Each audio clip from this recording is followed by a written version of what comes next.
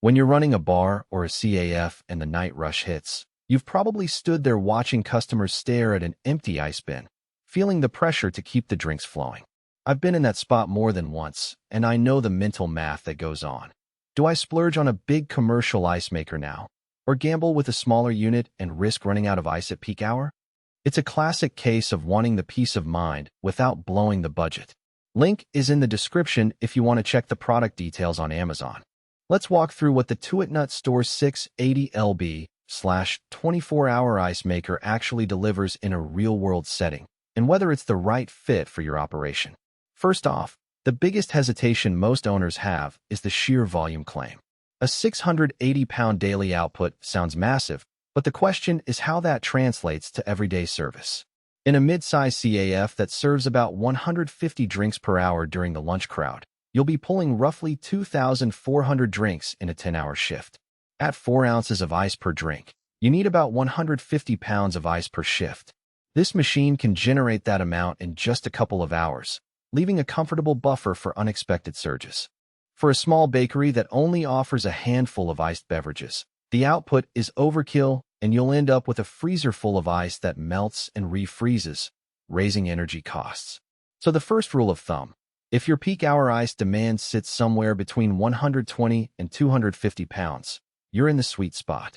One of the practical strengths that shows up once the unit is installed is the rapid first cube time. The specs say you'll see ice in 515 minutes, and in a live test at a neighborhood coffee shop, the first cubes dropped into the bin in just under 7 minutes after a cold start. That's a huge confidence boost for a manager who can't afford to keep customers waiting while the machine warms up. The adjustable thickness feature, offering 11 levels, lets you fine-tune cubes for different drink styles. A thicker cube stays longer in a mixed drink, keeping it chilled without diluting too fast, while a thinner cube melts quicker for quick-serve smoothies. The ability to switch on the fly without swapping out hardware is a small but genuine time saver during busy service. Low maintenance is another selling point that often gets lost in the hype. The built-in 0.01 meter PP filter is removable and easy to clean, which means you can run a quick rinse between service days without calling a technician. The one-touch self-cleaning cycle runs for about 20 minutes and clears any residual water, a feature that helps keep the ice hygienic and non-negotiable in a food service environment. The unit is NSF and ETL certified, so you're meeting the health department standards without having to add extra paperwork. For a restaurant that already juggles multiple certifications, this reduces the compliance headache. Now for the trade-offs. The machine size is comparable to a full-size refrigerator, and it requires a dedicated 220-volt line.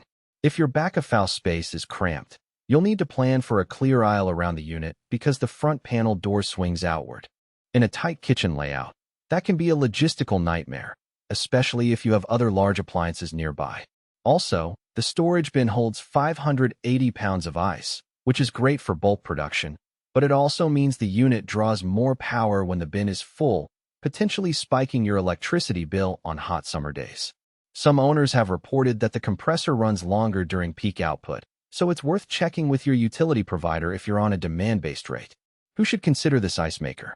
If you run a bar that sees a steady flow of cocktails, a restaurant with a sizable bar program, or a catering business that needs to prep ice ahead of large events, the high output capacity and quick start time will pay for themselves in reduced lost sales. It's also a good fit for venues that serve mixed drinks all night, such as hotels or nightclubs, where the ice demand never truly dips.